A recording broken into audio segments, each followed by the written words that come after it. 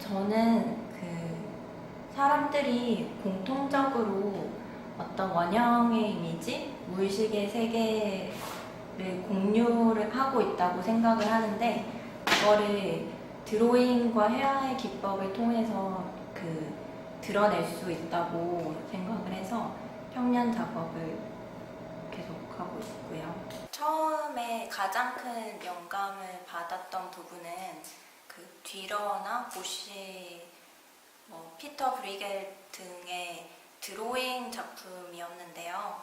회화 같은 경우에는 좀 더 완성돼서 좀 정제된 이미지로 읽히는 반면에, 드로잉 같은 경우는 작가의 손끝에서 바로 이야기들이 이제 튀어나오게 되면 그 순간이 되게 생생하게 관상자들에게 전달이 된다고 느껴졌고, 그리고 제가 지금까지 그려오던 유기적인 생물체라든지 돌연변이들이 그 사람들이 예전에 그렸던 것에서 되게 유사한 형태들이 많이 있어서, 저는 그런 작품들을 보자마자 되게 동질감, 약간 시대나 이런 환경을 뛰어넘어서 사람들이 옛날부터 이런 약간 상상의 이미지를 공유를 하고 있었던 게 있구나 하면서 되게 마음이 끌리게 되었고, 그러고 나자 약간 그 그림 세계를 읽는 방식으로 들어가서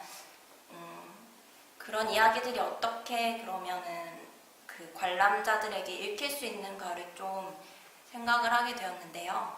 특히 풍경화 양식을 적극적으로 사용을 하게 됐는데, 처음에는 왜 그 시대에는 그림의 주제가 딱 확고하게 정해져 있어서 성경의 주요 내용의 큰 사건을 되게 쉽게 읽히도록 그렇게 했었는데, 저는 그런 내용은 이제 여러 그림에서 반복이 되다 보니까 그거를 이제 빨리 지나치게 되는 반면, 왜냐면 이게 키포인트가 항상 앞에 딱 있거든요.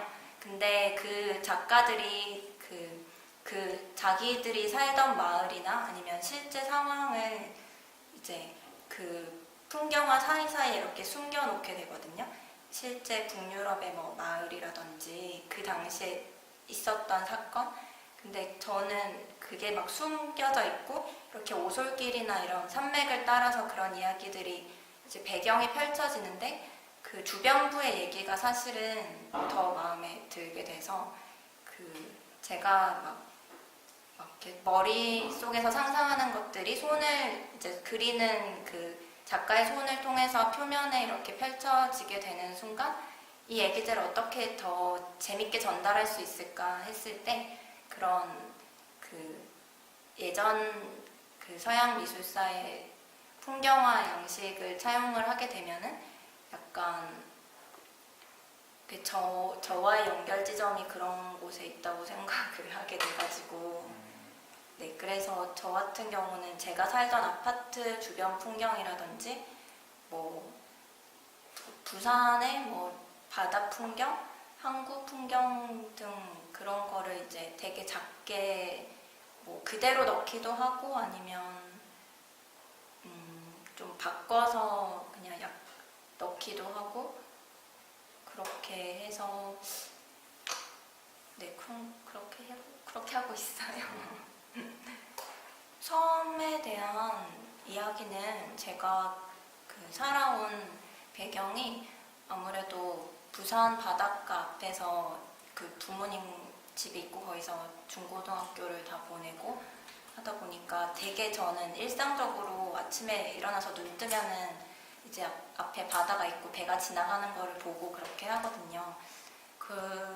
그래서 좀 환경적인 요인이 있는 것 같고, 그래서 약간 물에 대한 이미지가 자연적으로 많이 들어가게 되는 것 같고, 이게 또 약간 다른 사람들과 공유할 수 있는 뭔가 집단 원형? 그런 무의식의 세계가 있다고 가정을 하면은, 그게 이렇게 뒤져봤더니 심리학자 칼 융의 이론에서 그런 거를 찾게 됐는데, 그 사람이 맨 처음 이런 거를 약간 설명을 했어요. 그래서 사람들의 그 마음을 약간 끝이 없는 바다라고 가정을 하고 거기에 그 무의식의 바다인 거죠. 근데 거기에 자아라는 섬이 이제 뾰족 이렇게 좀 있는데 그 자아라는 섬 외에도 이게 내가 기억을 할 수 있는 그 것들 뭐 아니면 이제 이성적으로 이제 짚어 나갈 수 있는 것들이 막 이렇게 있는 반면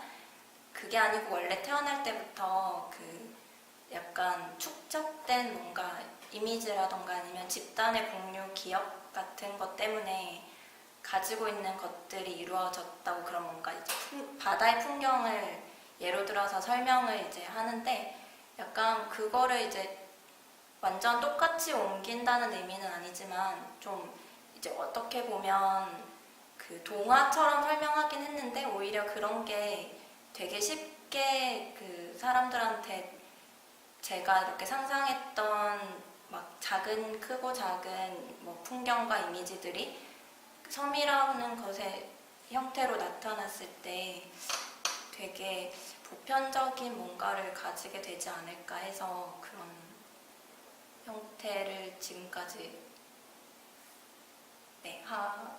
표현을 하고 있습니다. 동질감이나 접점 이런 키워드가 네. 저는 떠오르는데 공유하는 무언가가 있고 또 이제 거기서 같은 것도 저마다 각자 나름의 사정으로 각자 나름의 입장대로 서로 다르게 받아들이고 해석을 하는 현상, 이런 현상이 너무 흥미롭다. 거기에 이제 관심을 두고 작업을 한다고 저는 그렇게 파악을 했는데 그런 부분이 있나요? 그런 부분. 네, 되게 그냥 정확하시게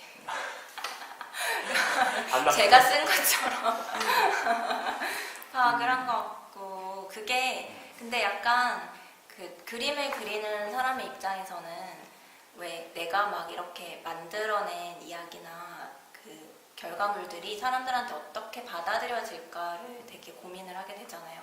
막 저게 뭐야 난 저거 다 상관없는데 할 수도 있지만 저는 약간 제 의도나 뭐 이런 거에 크게 상관없이 보는 사람들이 개인적으로 뭐랄까 자기만의 그런 해석 같은 거를 가지고 저한테 막 되게 이거는 나 어디서 본 것 같다고 아니면 이거는 뭐 뭐를 떠올린다 뭐 자기 어렸을 때 뭐를 떠올린다라든지 그런 식으로 뭐 접점을 찾는 부분에 있어서 되게 뭔가 따뜻함 같은 거를 가끔 느끼거든요. 그래서 좀 그런 부분에서 뭔가를 제가 보여주고 그거를 다시 사람들이 봤을 때 해석의 차이나 이런 게 당연히 많이 생기겠지만 그런 와중에 서로 그 알지 못했던 부분이 찾아지거나 하는 그런 것들을 작업을 하면서 되게 의미 있는 거라고 생각을 하고 그런 게 좀 더 많이 나왔으면 좋겠어요. 저는 동화적으로 봐줘도 상관이 없고 뭐 사실은 근데 또 보다 보면은 이게 되게 아름다운 이야기인가 뭐 싶기도 한 지점이 좀 더 재밌는 것 같아서 색감 같은 거는 약간의 필터링이랄까? 저는 근데 이거를 그 동화적으로 보이는 이쁜 이미지를 그린다고 해서 막 그릴 때 마음이 행복해지고 이런 거랑은 좀 사실 거리가 되게 크거든요. 오히려 되게 막 그 원색적인 거를 바로 보색을 이용해서 막 하다 보면은 되게 눈도 아프고 되게 좀 색감들이 사람을 이제 끌어당기는 반면 또 이렇게 밀쳐내기도 하고 약간 그런 지점들이 있는데 뭐 저한테는 이게 이쁜 그림이라고는 사실 말하기가 힘들 것 같고 그냥 순화된 원래 제가 봤던 것 중에 되게 원래 현실에는 좀 더 이상하고 좀 더 막 그런 것들이 있는데 그게 말씀하신 것처럼 우화적으로 들어가면서 훨씬 순화된 거가 되는 것 같아요. 뭔가 그러면서 그 현실의 색감이랄까 이런 것들이 그 화면 위에 팔레트가 이렇게 섞이게 되면서 좀 다른 세상으로 보일 수 있는 그런 이곳의 풍경은 이렇구나 싶은 그 정도? 소품이랄까 이런 걸 처음 하게 된 거는 그 유학 석사 시절에 스튜디오가 너무 작고 그런 다음에 한 2년 있다가 들어가야 되는데 물리적으로 제약이 엄청 많은 거잖아요. 그래서 좀 작업은 열심히 하고 싶고 근데 뭐 옮길 돈은 없는데 그렇게 크게 해봤자 뭐 좀 힘들잖아요. 그래가지고 그래서 그런 어쨌든 물리적인 그 당시에 물리적인 제약 때문에 좀 작품 크기가 좀 작아진 경향이 있었는데 대신에 저는 이거를 제가 이제 큰 드로잉이나 뭐 파노라마식의 큰 화면에서 보여지는 여러 가지 풍경들 중에 일부분이랄까? 그래서 뭐 클로즈업한 모습들, 뭐 아니면은 뭐 다르게 말해서 뭔가 그림에 있는 돌의 텍스처들, 뭐 그런 붓질이지만 좀 더 다르게 익힐 수 있는 그런 조각들을 또 나름의 사이드 이건 또 뭐 전시에 따라서는 메인 작업이 될 수도 있는 거고 그런 식으로 생각을 하고 작업을 하고 있고요. 그래서 소품이라고 말했지만 제가 이 애들을 그 전시에 낼 때는 제목을 그 페인팅 큐리오시티스라고 하는데 그래서 호기심을 이제 그린 것들 네 그렇게 봐주면 좋을 것 같아요. 약간 그러니까 그게 수집가들이 왜 여행 다니고 하다 보면은 기념품 모으잖아요. 근데 저도 좀 그런 개념에서 접근을 해서 뭔가 눈길을 사로잡은 되게 별거 아닌데 신기한 것들을 그때그때 이제 메모로 뭘 봤는데 신기했다 이렇게 쓰는 게 아니고 저는 이제 작게 그려서 약간 그 회화의 양태로 바꾼 다음에 가지고 있는 거죠. 그것들. 네. 아이디어들은 쪽방을 분량이 되게 많네요. 좀 담아내는 거지. 네, 이거 근데 또 분양시킬 때 또 되게 좋아요. 내가 이렇게 가지고 있는 그 되게 작은 애들을 또 이제 수집해가는 사람들이 있는데 그게 그럴 때는 보니까 그 사가는 사람들한테도 내가 발견한 되게 작은 그런 수집품 뭐 이렇게 그 호기심을 끌어당기는 그런 물체들이 되게 그 사람들한테 개인적인 것이 되는 거니까 그래서 막 진짜 이만한 작은 그림이 그 사람의 방에 이렇게 딱 들어가 있고 그걸 또 사진 찍어서 저한테 보내주고 막 이런 식으로 하면은 되게 신기하고 재밌더라고요. 생각이 의인화된 것도 많고 아니면은 그 약간 실제로 뭐 넘어지는 사람도 보기도 하고 그렇잖아요. 되게 공경에 빠지거나 근데 그거를 그 상황에 직접적으로 관여하지 않고 약간 멀찍이서 본다고 하면은 되게 우픈 거가 되잖아요. 근데 그게 그 사람이나 그 상황에 있던 사람들의 문제만이 아니고 나도 그런 거를 겪어왔고 이게 되게 보편적으로 실수를 하거나 이제 당황하게 되거나 뭔가 그런 그러니까 모두가 겪을 수 있는 상황이랄까? 그래서 좀 저는 그런 지점들이 재밌는 것 같고 약간 불편하기도 한데 좀 웃기기도 하고 좀 귀엽기도 하고 뭐 그런 것들 표정이 없거나 아니면 아예 그 얼굴을 이제 안 보이거나 하는 것들은 그냥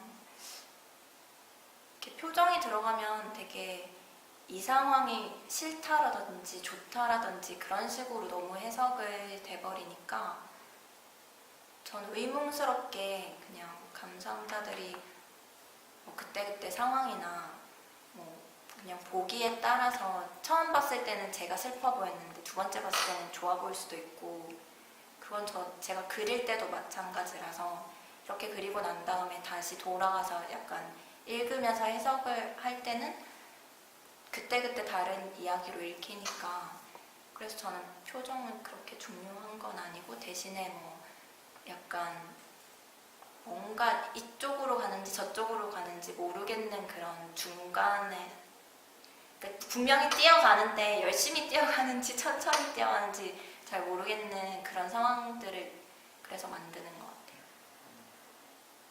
해석의 여지를 많이 남기는 거네요. 네. 맞아요. 작업을 하면서 어렵다고 느낀 점은 OCR을 준비하면서 되게 이제 그 다른 차원의 뭔가 그동안 했던 거랑 물리적인 시간이나 뭐 이런 게 훨씬 더 많이 필요하게 되고, 그러다 보니까 이 직업을 하면서 좀 더 전문적으로, 뭐랄까, 왜 저보다 훨씬 그 경력이 많은 작가분들이 이런 걸 다 그러니까 항상 이런 걸 거쳐서 하겠구나 싶은 그런 거를 처음 느끼게 됐는데, 이게 보는 사람들한테는 뭐 재밌고 그런 게 될 수 있지만 그리는 사람한테는 막 엄청 지치거든요. 하다 보면은 약간 이 이야기를 어쩔 땐 쥐어짜서 막 해야 될 것 같고 한데, 그런 게 만약에 또 그런 상태에서 또 그림을 그리면 보는 사람도 그걸 딱 캐치를 할 거 아니에요. 그러니까 저는